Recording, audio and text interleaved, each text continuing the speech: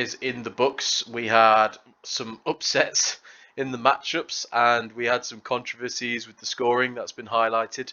I don't want to get too much into what that's all about and what the impact of that is or would be.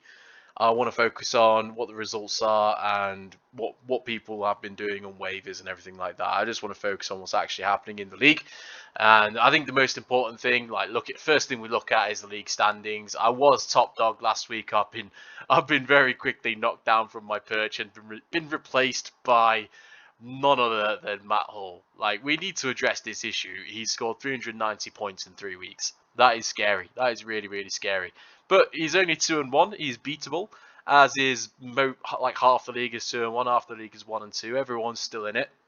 No one's really covered themselves in glory, and no one's really covered themselves in shame, I would say. So yeah, it's all to play for. I just honestly hope that Matt loses this week, so he's not fucking top. But there you go. Then yeah, before we get into the matchups, there's we'll come back to waivers later on, and yeah, we will just go straight into the matchups actually. So first one to look at, I think I said I was going to win this one against Connor. Obviously, that hasn't panned out the way I had hoped. Carson Wentz was my ace in the hole, and yeah, this is very. At one point, he was like -4, so the fact that he came up to 7 points is really good. And then on the other side, just to make it even better, we had Connor playing Matt Stafford, only got 10 points. Shithousery from the QBs. You can't complain too much. Running backs, DeAndre Swift got injured and he's probably going to miss some time. And David Montgomery also left very, very early. I'm very, very bittersweet about that because when you look at what Khalil Herbert did with the touches, like a large chunk of that should have gone to Monty. So, yeah. But it is what it is. I got very lucky with the touchdowns from Edmonds, kind of matching what Nick Chubb did. But, I mean, I can't rely on that every week. And then, yeah, just really, really, this is actually really good scoring from both sets of wide receivers here.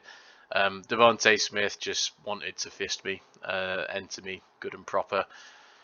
And yeah, I thought he had gone out of the game at some point, and he came back and carried on fisting me some more.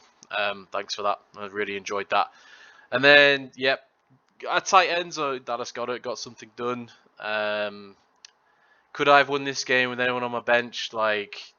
I'm never going to start Madison over Monty. Jordan Mason, I should probably let him go at this point. He's not a thing. I admit it. He's not a thing. And then McKenzie, I think he was a late pickup for me actually. Someone might have died, and I added him on. Yeah, I'd never have played him over any of the guys that I had in. So yeah, fair play. Rogered me good and proper. Well done, Connor, on the victory. Alright, next matchup I want to look at is Matt versus Mark. I think I said Mark was going to win this one as well, so that's 0-2 on the week so far. When we look at the difference makers here, Lamar Jackson is on an absolute tear, but you can't be upset with what Hurts was doing. Matt's already pointed out, the differences in the running backs. I said McCaffrey and Mixon would dominate Saquon and Gibson. It's just not true. It's just not true. Saquon Barkley's pretty good. He's pretty good at football, apparently. But there you go. AJ Brown, I think this is, 17 points from your opposing QB. You can't complain at that. Allen Robinson dropped a touchdown, but I don't think it'd make a difference here. And then, yeah, Michael Thomas, I think he left the game injured as well at some point. So that's a rough one to take. But you got to be happy with what Amari Cooper's doing for you. On the other side, yeah, Garrett Wilson did okay. It was Joe Flacco's last game as a starter, though.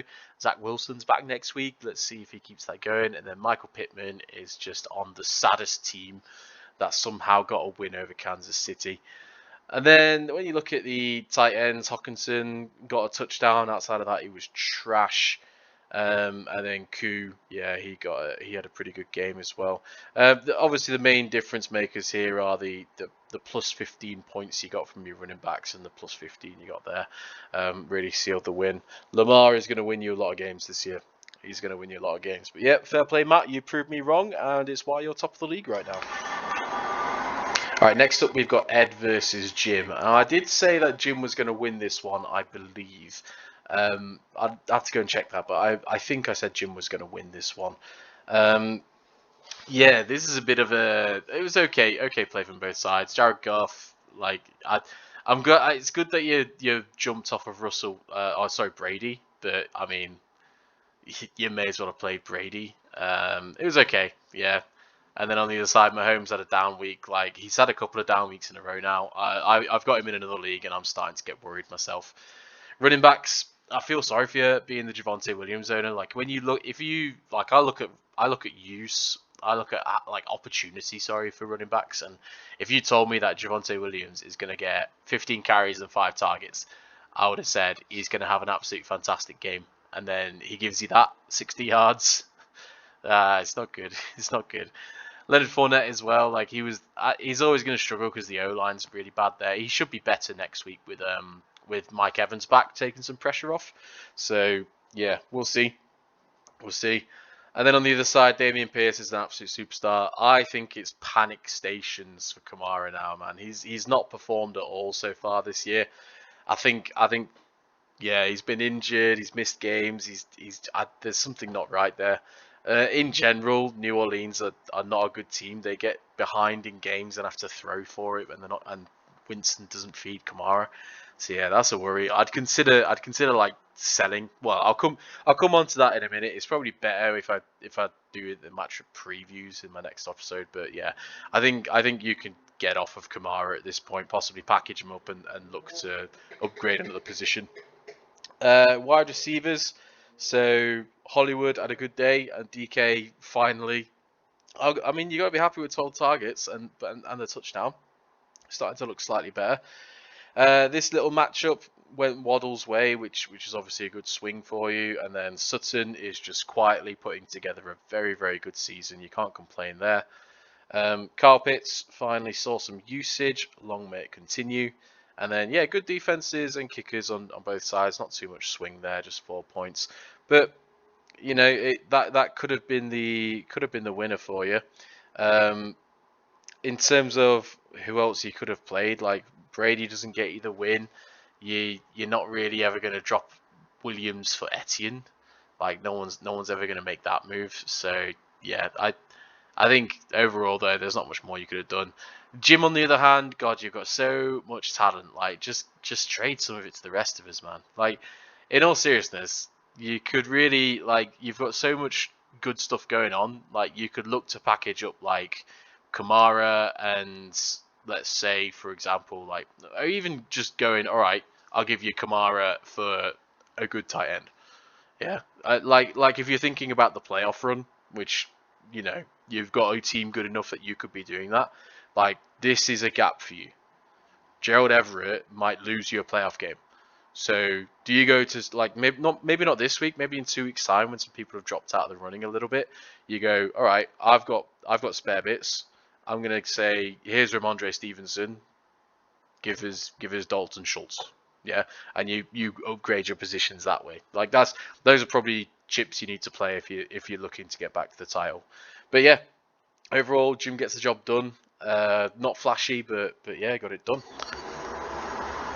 So then we have Kinch versus Numbnuts. I think I can't remember this one. I probably said Kinch was going to win though.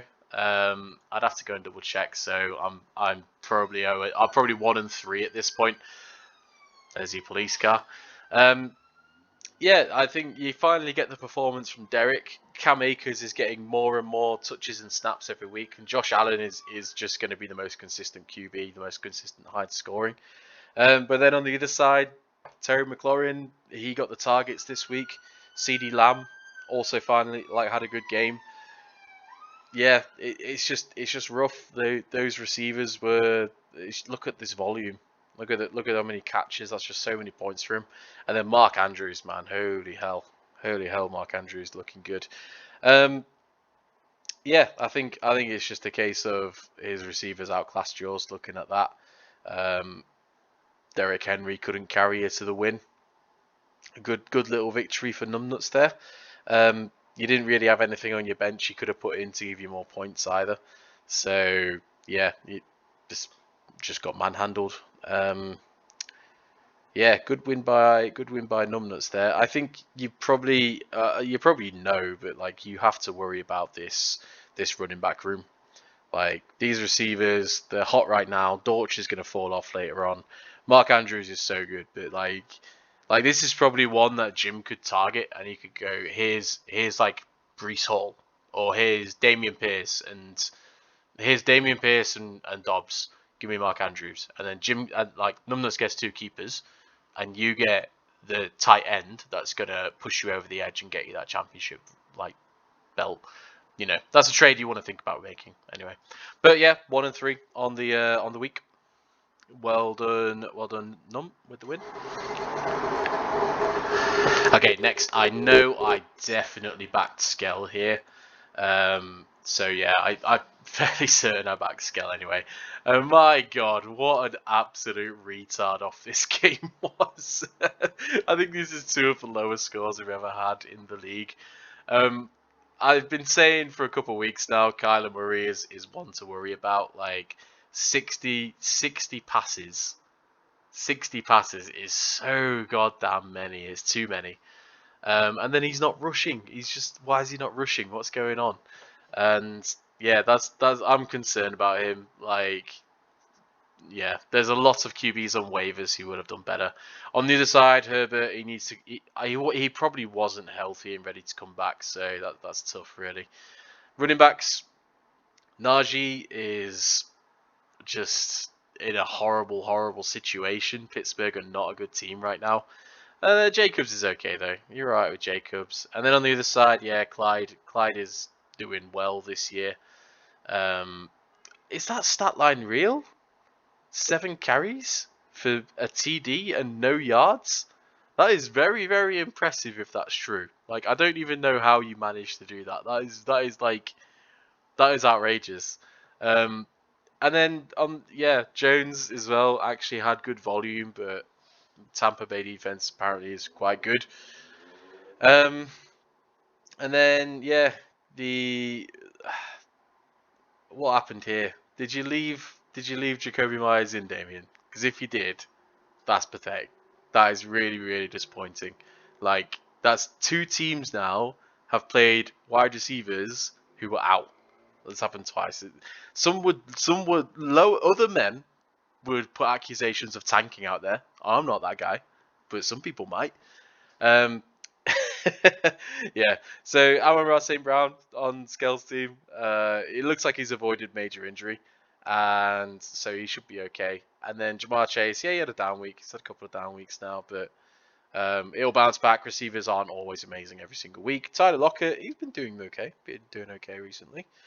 And then Waller was unlucky not to have two more catches. Like the 2 he missed were touchdowns, so that really could have swung it the other way for you.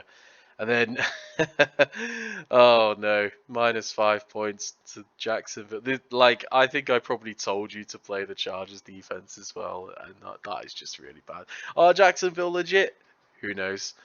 The good news for Damien is next week, whoever's playing him, holy shit, you've got to deal with Herbert and Williams being starters. Like, you are in trouble. Yeah, Skellstone will win at the right time. I feel sorry for whoever's got Damien next week. That could be a whole mess of points. We'll see. But yeah, Skell with probably one of the most undeserving wins of the year. Good job, man. All right, so our last matchup was Mike versus Nick. I think I definitely backed Nick on this one. So yeah, that's me 2-4 on this week. I've done very, very poorly. When we look at the breakdown, your QBs are fine. Joe Burrow coming back into form. Running backs, yeah, both a bit meh. I worry about Austin Eckler, to be honest. This is not a great stat line. And then Dalvin Cook took a knock as well. Jonathan Taylor, like 21 carries. There's going to be teams where 21 carries actually turns into a fucking awesome day. KC, I don't know what, this game was just weird to watch, man. Very strange to watch. But the good news is they win a game and he got 21 carries. So hopefully they make the connection there. Miles Sanders had a bit of a rough day, but 15 carries is good. This is what really hurts. This is what really hurts. Like only 14 yards from Justin Jefferson is just brutal.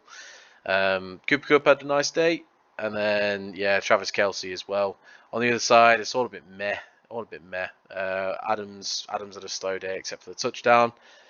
Yeah, and then the Cincinnati defense against New York, just yeah, loads of sacks, loads of forced fumbles, interceptions. It's a big day for them. Yeah, and then in terms of like what changes you could have made to possibly turn this around, like you're not gonna ever bench Justin Jefferson against Detroit. Like when all of their matchups have been shootouts, you're never gonna bench Justin Jefferson for like Lazard or Deontay. You're never gonna. I mean, Curtis Samuel against Philly.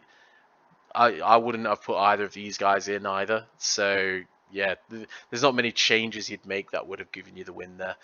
On the other side, Robinson, should you be playing him over Austin Eckler? Should you maybe be looking to sell Austin Eckler or one of these guys and improving your team that way? Is this team championship worthy? I don't know. But I think this is a bit of a worry, and he's not scored a touchdown yet this year. It means he's probably due one, but yeah, I don't know. I'm not a fan of what he's doing this year. And Dalvin Cook, if his shoulders just slipped out, it's just we're going to see classic Dalvin from now on, where he goes down and he's on the sideline for a play, then he comes back and he either scores a 40-yard touchdown or something. So maybe he's good. I don't know. It's a rough game. Definitely a rough game. I think like don't read too much into this, especially just because like Mike Evans is back next week, so I doubt Russell Gage does much. Yeah, but good news is it's still early in the season. Both of you can it still keep on improving. Yeah, Mike got the win, and that puts me 2-4 on the predictions for the week. It's not a great place to be. I will try and do better in week 4.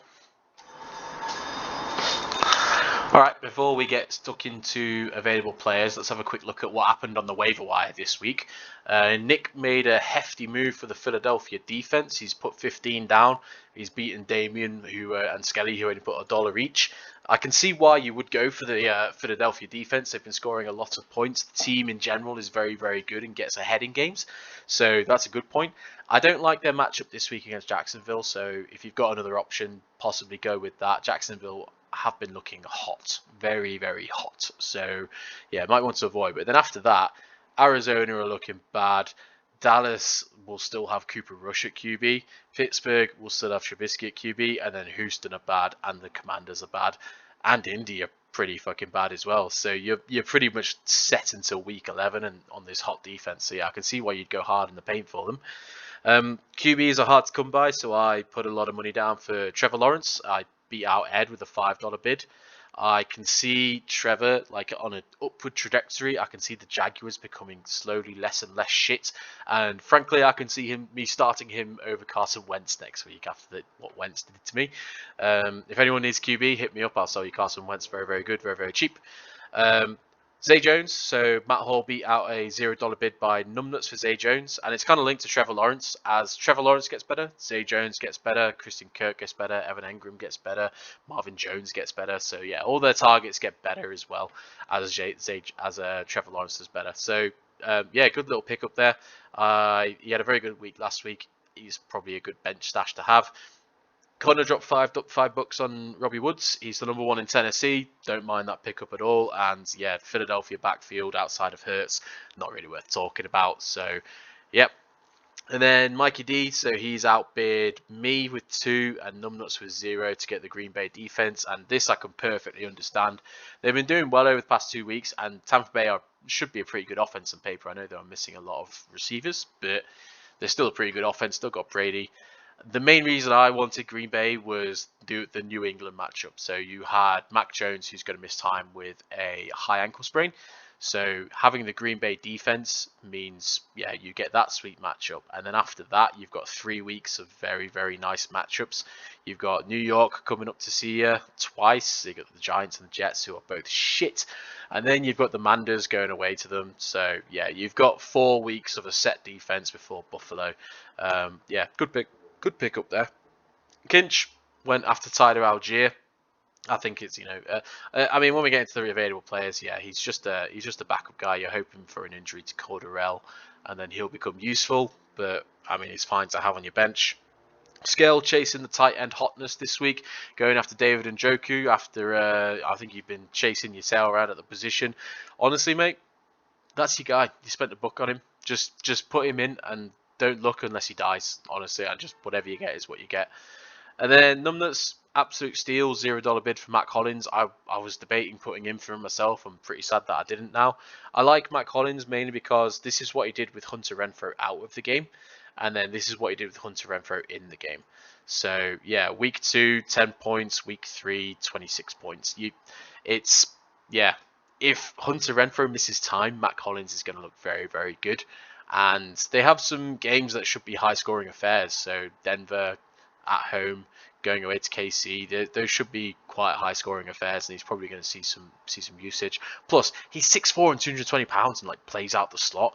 Like that's incredible. Like what a fucking guy. And then yeah, we had Nick pick up a kicker, bloody hell. But Nick pick up a kicker. I don't really care about kickers.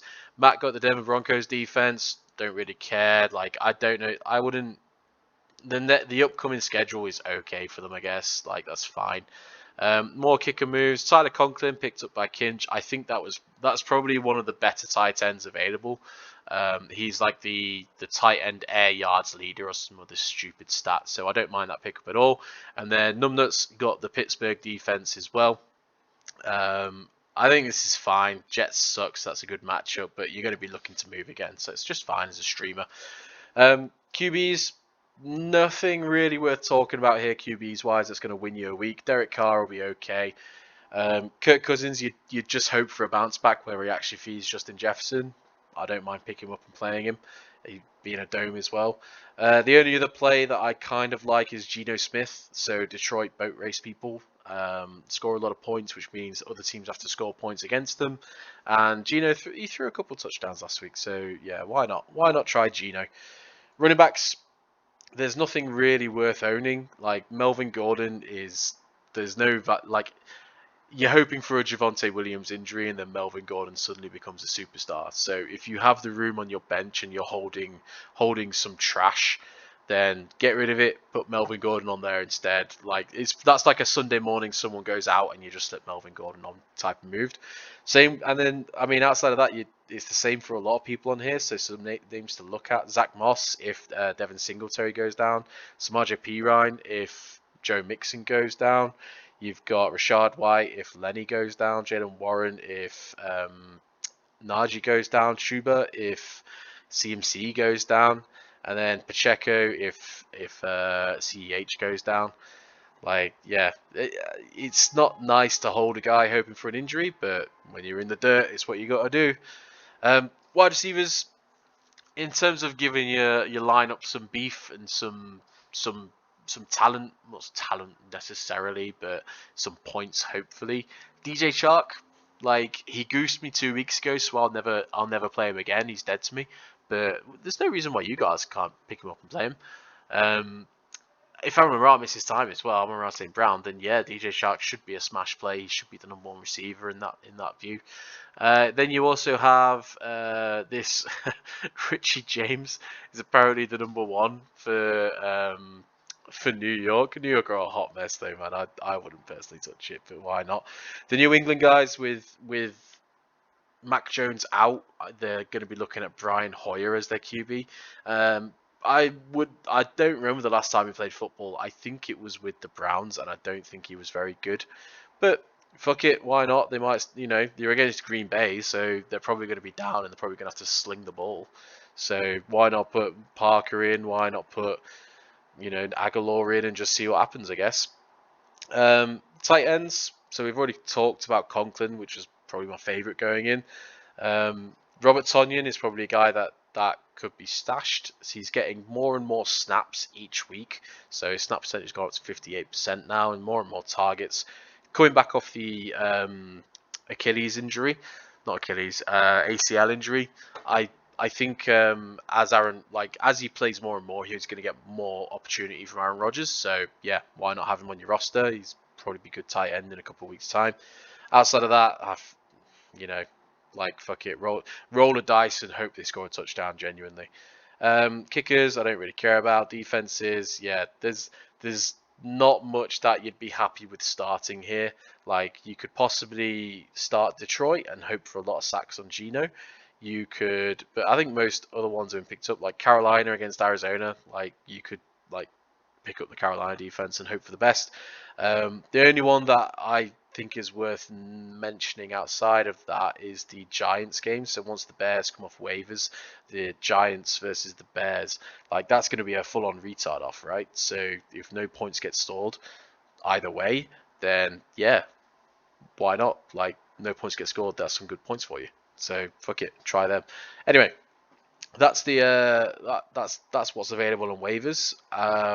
Good job last week. Everyone's 2-1 or 1-2. Everyone's still in it. Lot to play for, and yeah, we'll see you again for the matchup previews.